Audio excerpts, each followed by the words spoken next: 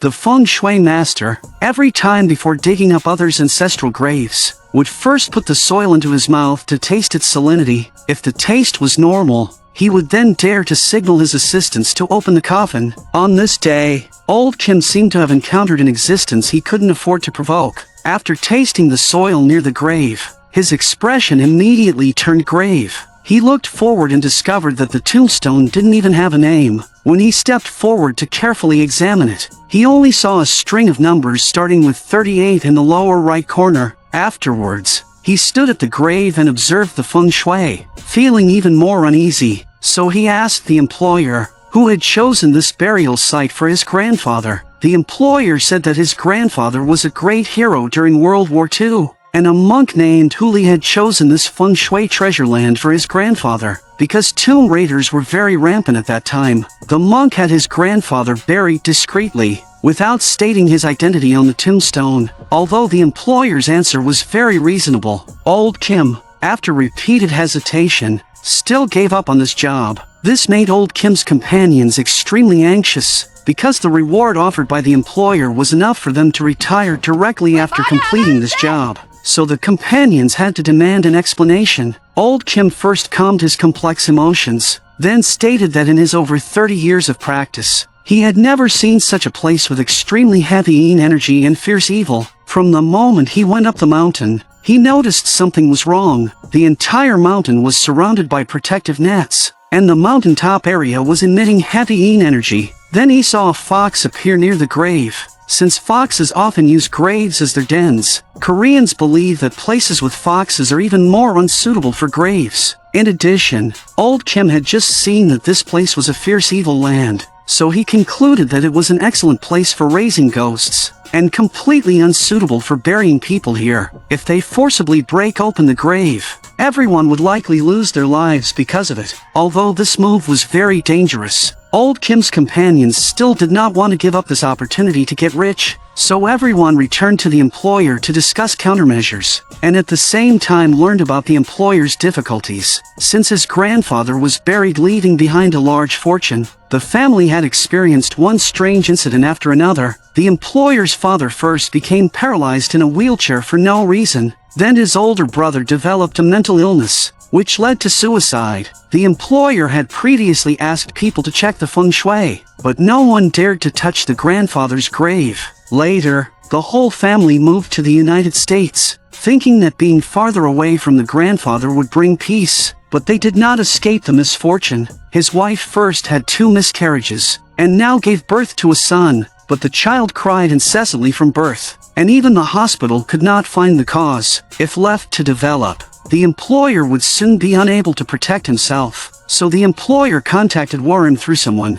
She is a shaman who can communicate with spirits, and she saw at a glance from the baby's pupils that there was a problem with the ancestral grave. She concluded that the grandfather's soul was suffering greatly, so it was troubling its own descendants. Since she is not proficient in feng shui and grave digging, she found partners old Kim and the mortician. Since the employer honestly explained the whole story from beginning to end, old Kim no longer held back. He said that the string of numbers carved in the lower right corner of the tombstone was latitude and longitude, and the address of the latitude and longitude was exactly the location of the grave. The monk named Huli must have had an ulterior secret for choosing this location for the grave, but when he heard that the employer knew nothing about this, he became even more afraid to act rashly. Just when everyone was at a loss, Warren proposed a method that satisfied both sides, which was to have the grave breaking and the shamanic ritual performed simultaneously. After old Kim selected an auspicious date and time,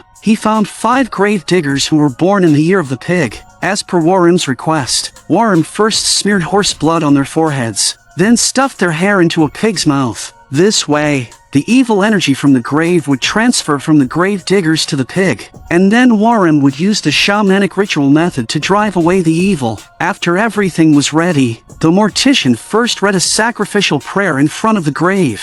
Warren's junior fellow apprentice then chanted shamanic scriptures while beating gongs and drums, and Warren made a cut on her leg. Then she inserted her hands into a fire bucket, smeared charcoal ash on her face, and then stabbed several times towards her neck. which meant she had gained the protection of the deities. As the employer patted the grave a few times, the grave-breaking work officially began. While the grave diggers were digging quickly, Warren continuously hacked at the 5 dead pigs, aiming to drive away the evil energy for the grave diggers, and the worried old Kim kept staring at the grave, afraid that an uncontrollable situation might suddenly occur. Fortunately, after half an hour of digging, the grave diggers successfully struck the coffin board. When old Kim and the mortician just stepped down into the grave pit, they immediately felt a chilling cold. When he and the mortician wiped away the loose soil on top, they discovered that the coffin was covered with a layer of red cloth. Although others couldn't understand why, old Kim immediately recognized that this was a Japanese burial method,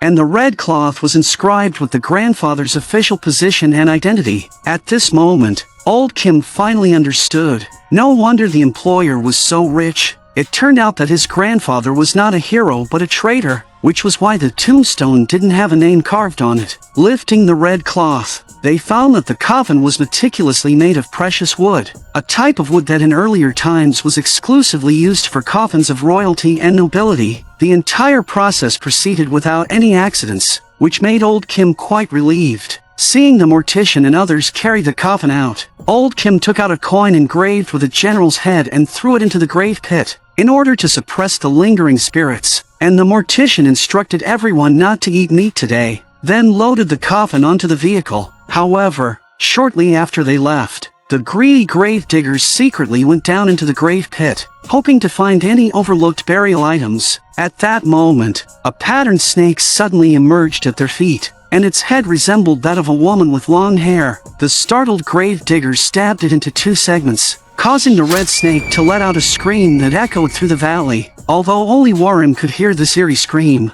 she did not know what had happened. When she looked up, she saw the sky suddenly become overcast with dark clouds, and strong winds followed. As soon as the vehicle drove down the mountain, heavy rain began to fall. Because in Korea, cremating on a rainy day is considered very unlucky, as it may cause the deceased soul to not be reborn into a good family. Old Kim suggested first placing the coffin in the hospital morgue, and then choosing a good weather day for cremation. Although the employer wanted to cremate immediately, he did not want to harm his grandfather, so he followed old Kim's advice. Later, the mortician used his personal connections to contact a private hospital nearby. He first gave the director a red envelope, then pushed the entire coffin into the morgue. When the director learned that the coffin had not been opened, he immediately had evil thoughts. So, taking advantage of when everyone went out to eat, he tried to pry open the coffin lid with a crowbar. Such a luxurious coffin,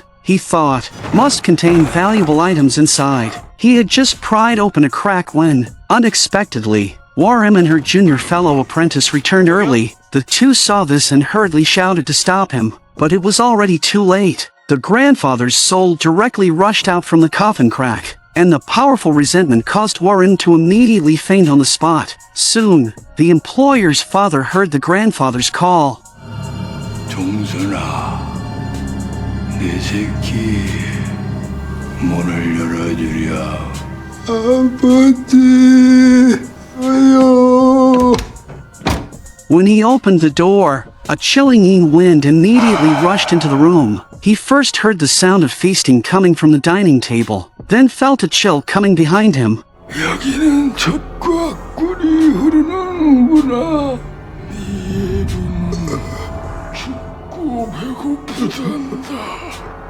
After saying this, the grandfather embraced his son from behind, then inserted his hand into his chest and crushed his heart. At this time, the daughter-in-law was alone, dancing the waltz following the TV, and the grandfather who entered first acted as her dance partner for a while, then pressed her to the ground and strangled her to death. Meanwhile, Warren, who had fainted, had woken up, and aside from some nosebleed, she was fine. Warren knew that the grandfather would definitely trouble the descendants, so she asked old Kim to protect the employer, while she took the mortician and her junior fellow apprentice to the morgue where the coffin was stored. She had her junior fellow apprentice hold a pine branch as bait for the spirit to possess him. Once the grandfather possessed him, the mortician would immediately tighten the hemp rope to capture him alive. After everything was ready, Warren beat gongs and drums while chanting shamanic summoning scriptures. Not long after, the pine branch in the junior fellow apprentice's hand fell to the ground, which meant that the grandfather's spirit had possessed him. 공기나 놓지 마! 아이고, 뭐가 그렇게 억울하셨어? 말씀을 해보셔요. 예? 오늘 여기서 다 풀고 가셔요. 다른 데 가지 마시고요. 내 새끼들 갈라고. As the junior fellow apprentice vomited profusely, it meant that Warren's soul-capturing plan had failed. Meanwhile, old Kim found the hotel manager to open the hotel room door, and discovered that the eerie employer had drunk over 10 bottles of water in one go. 조부님 관이 열려. 밤에 허리를 끊었다. 예? 기춘애가 돌아놓을 것이었겠다. Hearing the employer repeatedly say in Japanese, "The fox cut the tiger's waist," old Kim realized that the grandfather had found this place. At this moment, the employer's neck had rotated 180 degrees. 여우가 밤에 허리를 끊었다고.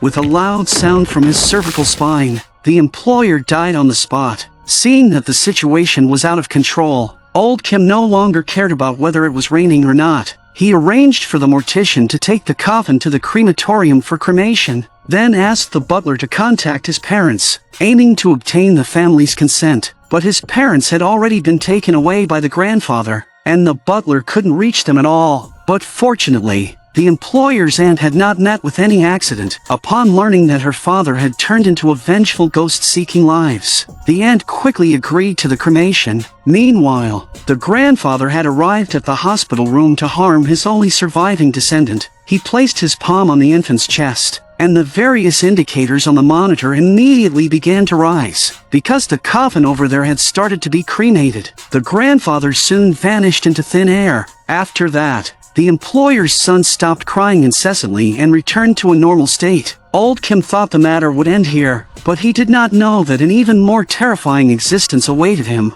The grave digger who had stabbed the patterned snake yesterday felt unwell after returning home. He went to the hospital for a checkup, and everything was normal, but blood inexplicably flowed from the corner of his eye. After old Kim learned the whole story, he analyzed that the snake is called Joryo in Japan, and anyone who sees it will contract a serious illness. So old Kim decided to find the dead snake, then have Warren perform a ritual to transcend it, which might save the grave digger's life.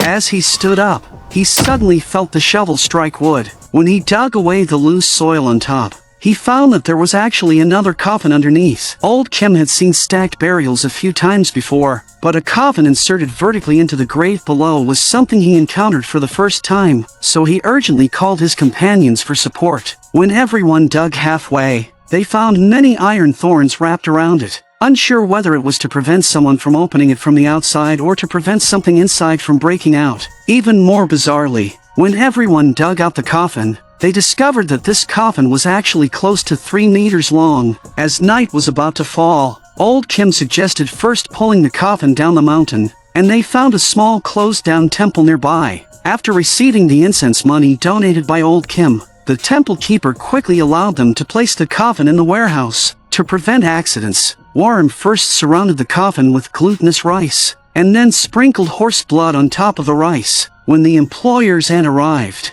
she also did not know why there was an extra coffin in her father's grave. Finally, under old Kim's inquiry, the aunt took out a photo of her father with a Japanese person. She said that the monk who chose the grave site for her father had the nickname Fox, and he was a very famous feng shui master in Japan. Hearing this, old Kim suddenly remembered that the employer had said before his death that Fox severed the tiger's waist. Now knowing that Fox is a Japanese feng shui master, what does the waist represent? The aunt said that she only knew this much. She asked old Kim to dispose of this coffin, and afterwards she would settle the commission for old Kim and the others on behalf of her nephew. Afterwards, everyone first performed rites for the patterned snake, and as soon as day broke, they pulled the coffin to be cremated. While eating, old Kim unintentionally learned from the temple keeper that long ago, a group of tomb robbers lived here, with the goal of robbing the unnamed grave on the mountain. but because the grave was heavily guarded at that time,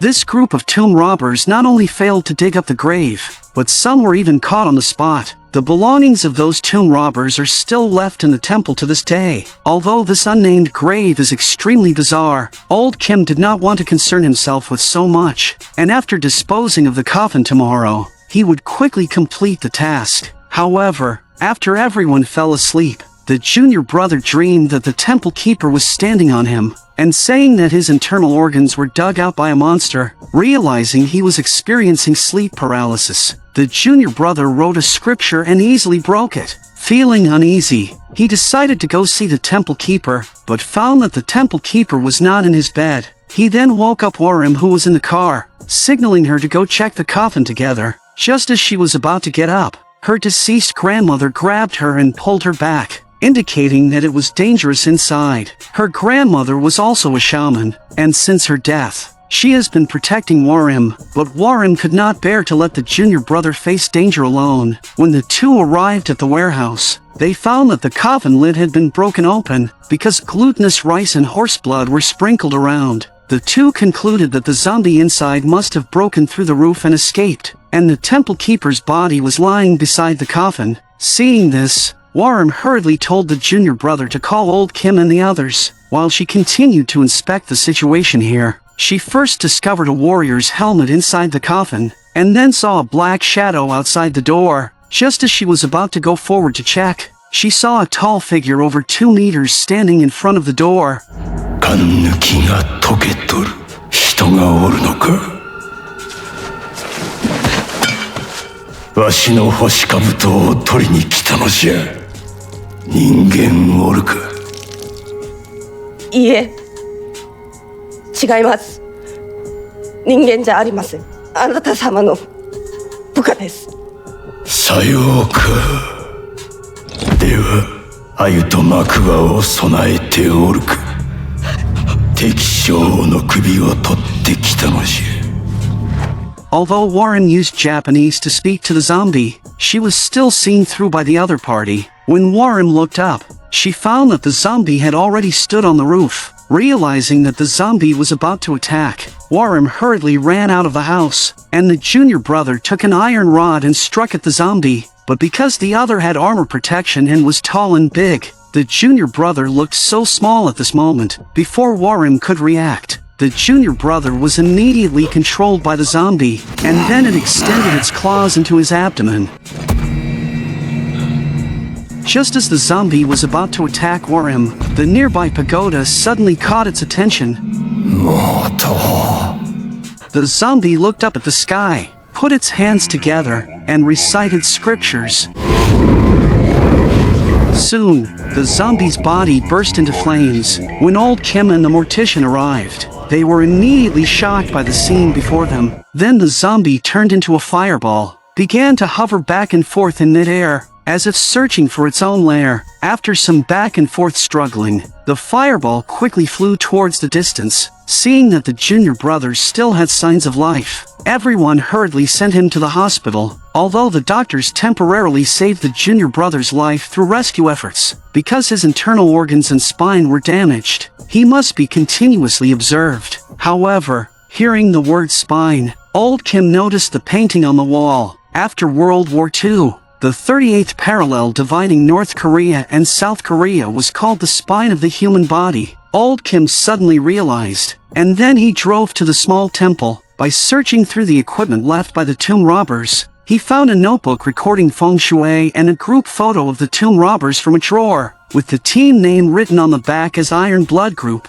By looking at the diary's content, old Kim learned that these people were not tomb robbers, but a group of patriotic feng shui masters. By now, he had figured out the true meaning of fox severing the tiger's waist. Then he came to the unnamed ancient grave again, wanting to dig out an iron nail or iron sword or something similar from inside. But unexpectedly, after some fierce digging, he actually saw that the zombie had returned here. This terrified old Kim, but fortunately it was now daytime. After returning home, old Kim immediately gathered everyone. He stated that when Korea was not divided, It was shaped like a tiger on the map, and the latitude and longitude engraved on that unnamed tombstone were exactly on the tiger's lumbar spine. The Japanese feng shui master Fox inserted an iron nail into the lumbar spine, with the purpose of destroying the entire Korea's national fortune. Old Kim stated that this is the meaning of Fox severing the tiger's waist, and the Iron Blood group at that time saw through Fox's conspiracy, so they lived in the nearby temple,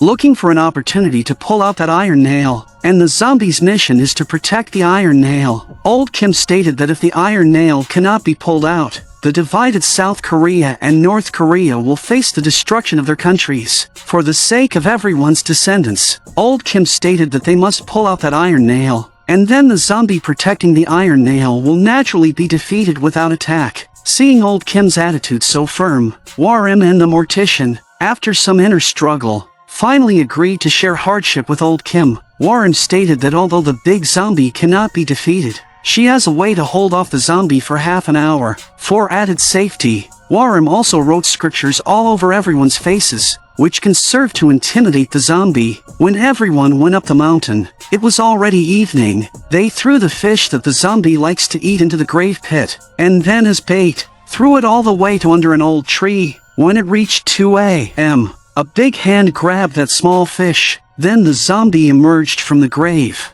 and along the way, picked up the small fish on the ground and stuffed them into its mouth, chewing loudly. Seeing this, Warren immediately lit the pre-prepared mugwort, and then stuffed them into the old withered tree. As a large amount of smoke continuously emerged, it quickly enveloped the entire old tree. When the zombie walked to the big tree, it first saw its helmet that had been left at the temple, and then heard Warren disguised as a tree spirit speaking to it.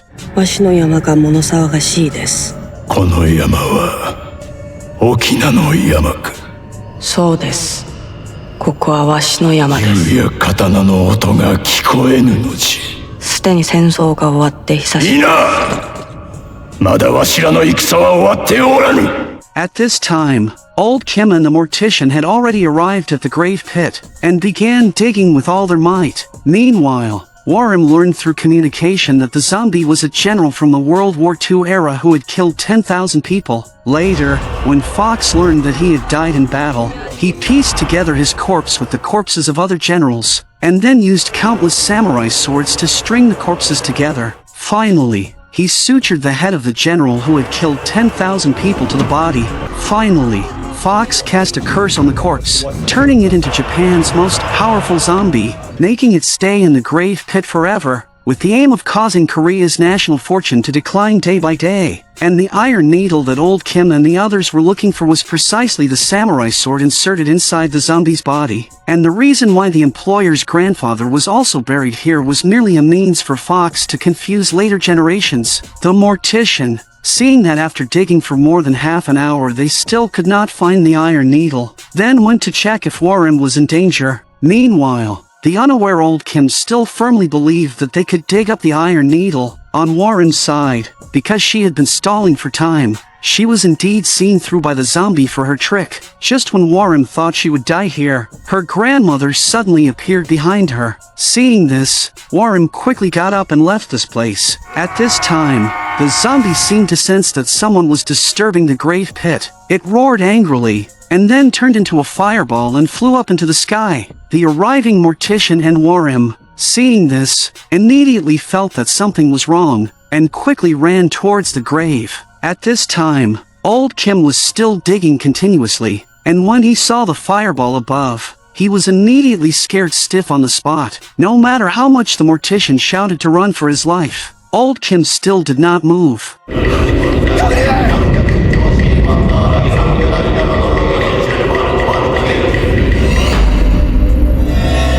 수직으로 세워진 관 본 적 있어? 불이 땅으로 들어간다.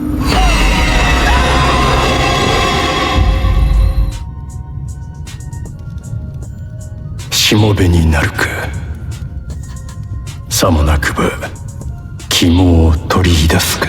刻まれし今後の今日を覚え終わりて。Before Old Kim could respond, the zombie directly inserted its claws into his abdomen. The arriving Warren told the mortician to pick up the prepared horse blood and directly splash it onto them, causing white smoke to rise from the zombie's body as it retreated. However, what Warren did not know was that although the horse blood could injure the zombie, it could not destroy it. While the two of them were checking old Kim's injuries, the zombie immediately rushed over and lifted them up. Seeing that the three of them were about to be wiped out, Warren said that the iron nail was inside the zombie's body, placing their last hope on old Kim. Hearing this, old Kim suddenly had an epiphany. Since the zombie was used by Fox as an iron nail, then its 5 elements must be metal. Thinking that wood can overcome metal, old Kim picked up the pickaxe handle and stabbed it into the zombie's foot. The mortician, seeing that this move worked, then swung another pickaxe and chiseled at the zombie's body, but immediately became confused. At this time, old Kim was no longer afraid, and thought that since the zombie had turned into a fireball earlier, it meant that it was a metal that could burn, and it must be completely overcome using wood with water. So he smeared the horse blood on the pickaxe handle, and with one strike, cut into the zombie's shoulder, immediately causing the zombie excruciating pain. Seeing that it was effective, old Kim added another strike. Taking advantage of the zombie's pain, he delivered a fatal blow to the zombie, directly cutting it into 2 halves. Old Kim's actions directly made Warren and the feng shui master admire him from the bottom of their hearts. This old man was so fierce when fighting for his life. Afterwards, old Kim survived after rescue efforts, and became good hospital roommates with the junior brother next door. The murders that occurred in recent days were determined by the police to be the work of a wild bear in the mountains. Thus, under the media's extensive exposure, and whether the wild bear would be sentenced to death by the police immediately trended on hot searches, becoming a hot discussion topic among onlookers.